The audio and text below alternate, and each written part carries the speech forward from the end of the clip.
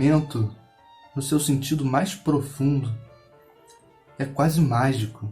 Quando eu digo isso, não estou me referindo ao pensamento como uma capacidade de articular causas e efeitos, como uma capacidade de raciocinar, como uma capacidade de calcular.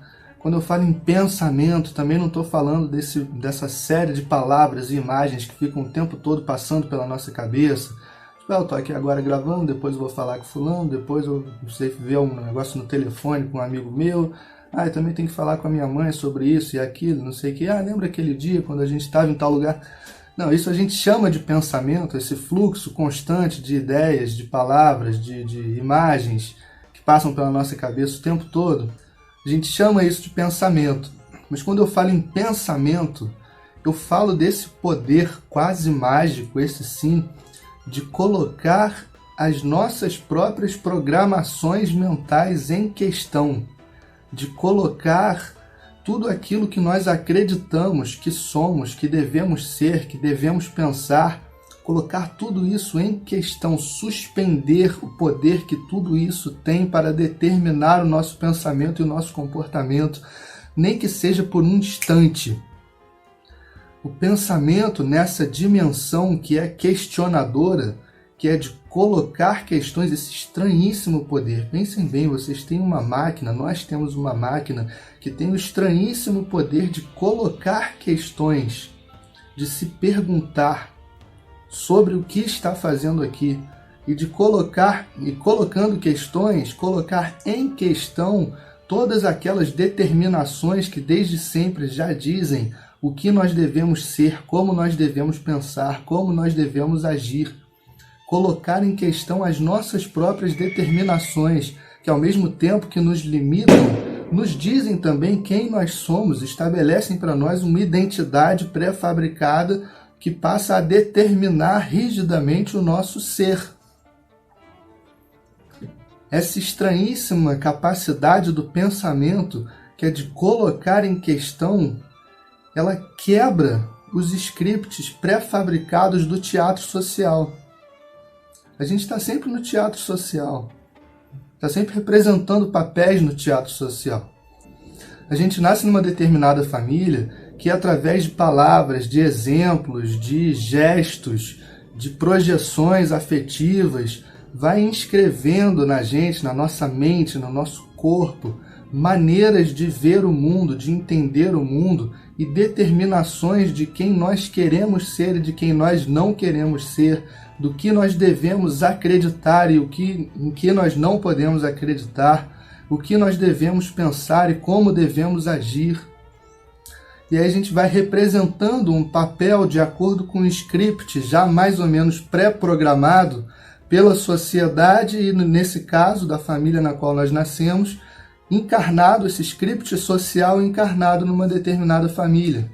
A gente vai para a escola, vai representar ali o papel de aluno, tem ali todo um cenário montado com o professor, com os alunos, existe todo um script sobre o que nós devemos pensar, como nós devemos nos comportar, os desvios são punidos, castigados.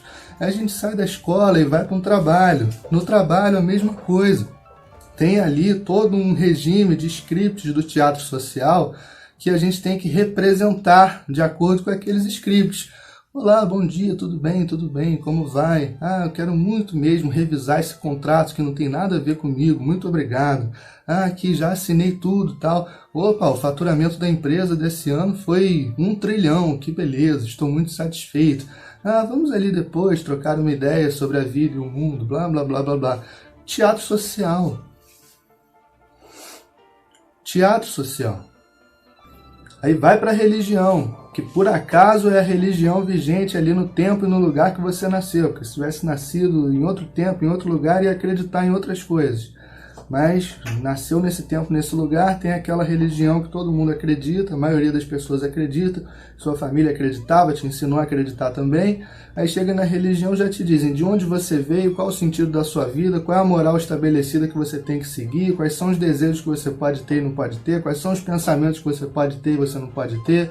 Baita script de teatro social pré-programado, determinando sua maneira de ser, de agir e de pensar. E por um acaso de contexto, de tempo e de espaço. tivesse nascido na Índia e acreditar em outras respostas religiosas desse tipo, tivesse nascido na China e acreditar em outras respostas religiosas desse tipo, mas como nasceu aqui nessa fatia do mundo, nesse exato tempo, aí acredita justamente que o sentido da sua vida, de onde você veio, o que você deve fazer, como deve pensar, está determinado por aquela religião que é a dona da verdade absoluta.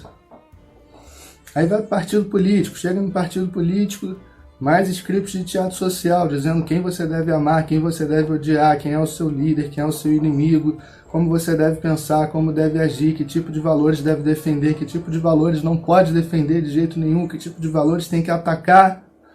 Mais script do teatro social, determinando seu comportamento, seu pensamento, sua maneira de ser, de agir e de pensar. E aí no meio disso tudo tem aquelas pessoas com as quais a gente vai se relacionando. Tem os amigos, tem os inimigos, tem os amantes, tem os amores. E mesmo nessas relações a sociedade já tem uma série de scripts de teatro social para reger essas relações. Quem você deve ser, como deve agir, como deve se comportar em cada uma dessas relações. Qual é a receita, qual é o percurso, qual é a trajetória socialmente estabelecida pelos scripts para cada uma dessas relações que você estabelece. E você é capaz de passar uma vida inteira representando papéis no teatro social. Programado pelos scripts pré-fabricados do teatro social, tentando desesperadamente corresponder a uma determinada identidade pré-fabricada pelos scripts do teatro social. E aí, de repente, você nem se dá conta que tem uma máquina funcionando em você, com você, que tem uma máquina aí que tem a capacidade incrível, fascinante, deslumbrante, de colocar todo e qualquer script do teatro social em questão, de colocar todos os valores que te foram passados em questão, de suspender o poder de todas as crenças que te foram ensinadas, nem que seja por um momento, de relativizar as verdades absolutas que te foram passadas. Isso é o pensamento. Pensamento é esse poder incrível de colocar questões e investigar com seriedade e sinceridade aonde a busca por respostas para essas grandes questões nos levam. Isso é pensamento. É colocar questões. Quem sou eu? Quais são os valores que estão determinando o meu comportamento? Quais são os limites que estão sendo impostos pela sociedade à minha capacidade de pensamento? As crenças que hoje eu acho que tenho, de onde vieram, como se construíram? Eu tenho mesmo que acreditar nas coisas que eu acredito? Os scripts do teatro social que estão determinando minha maneira de ser, de pensar, de agir, de me comportar no mundo, eles são realmente válidos? Eles têm realmente valor? Eu devo realmente segui-los? Eu devo realmente acreditar que eles são verdadeiros? E esse movimento do pensamento, ele nos coloca num lugar que é de estranhamento, de puro estranhamento. Porque tudo aquilo que sustentava o nosso mundo, todas aquelas verdades, crenças, scripts do teatro social que sustentavam a nossa existência, uma vez que a gente os coloca em questão, um simples, mas é isso mesmo? Mas por que é assim? Como isso se construiu? Isso tem mesmo que determinar o meu comportamento e o meu pensamento? Onde você está quando está se colocando essas questões? Essa é uma outra grande questão. Onde estamos quando pensamos? A gente se coloca num lugar que é de puro estranhamento. A gente não está em lugar nenhum. A gente está suspenso sobre o abismo da existência. A gente está suspenso sobre o nada. Porque tudo aquilo que dava sustentação e fundamentação à nossa vida, por um momento, não tem mais o poder de sustentar e fundamentar a nossa vida. No simples movimento do pensamento de questionar, de colocar em questão. Isso é quase mágico. Isso é um poder quase mágico. Pensar verdadeiramente, se colocar nesse lugar de estranhamento, de abismo, de não ter fundamentos, não ter sustentação existencial plena, mas estar em movimento com o pensamento suspenso sobre o nada e sobre o abismo, isso é uma experiência mágica, quase mística do pensamento. Por isso que o compromisso do pensamento é com esse lugar que é um não lugar, é com esse abismo, é com esse nada, é com ainda não saber sobre tudo no mundo.